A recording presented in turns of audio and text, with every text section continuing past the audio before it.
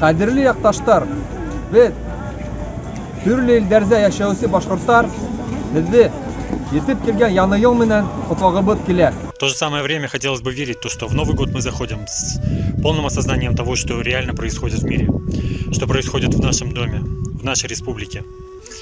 Хочется выразить слова огромной поддержки украинскому народу, который продолжает самоотверженно бороться за независимость, за свободу, за право жить. Башкирський народ і український, їх чоловіки наймогутніші, найсильніші, найхоробріші.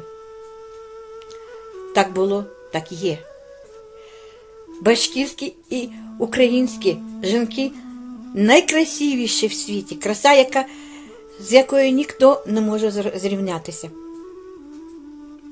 Українські і башкирські діти будуть, це дійсно цвіт нації. Вони будуть творити нову історію, нову культуру, нову технологію. Це наше будуще, майбутнє. Бажаю українцям і башкирам восстати з попелу, згадати, хто вони є, згадати, що з ними робили, коли Башкирія захотіла стати незалежною,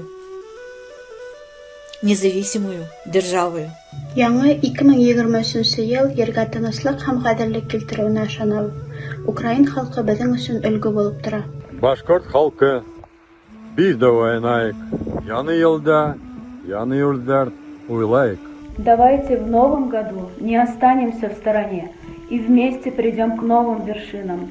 Яңа ел безнең киләсәгебезгә ышаныс, яктылык, көс алып килһен. Яңа ел менән, яңа көс менән, яңа киләсәк башлаек. Яңа ел менән